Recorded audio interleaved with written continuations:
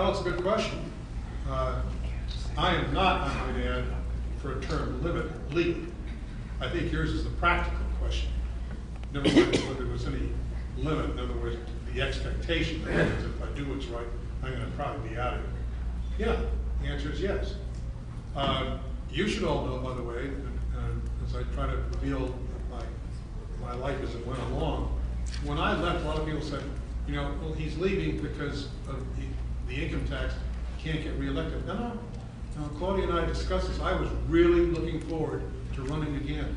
And I knew I could go ahead and win on the basis of what this would do to turning around the state. I got out not because of the fact that I thought I was going to lose. I got out because I couldn't afford to be governor anymore. As simple as that. And I think all of you understand that problem too. It's another thing I wish we do in the United States is pay our public officials what they deserve. I think that the next governor, if he, she, whatever party, does the things that are necessary, absolutely it's very possible they're only going to be in there for one term. Governor, can we just follow up on the last You want to watch that one, though. Let me just finish on that. The only problem with that is that those in the legislature that you're asking for help are then left denuded, if you will, in terms of power coming out of the governor's office to help. So there's a political problem. In the previous question answer, you seem to be holding back, and that's really very unlikely. Concerning the Tea Party, what do you really think about the Tea Party?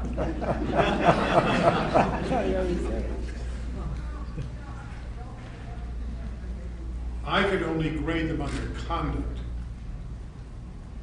And if I'm willing to say they have food fights in Washington among the elected officials, then I'm certainly not going to go ahead and spare the Tea Party as to how they approach issues.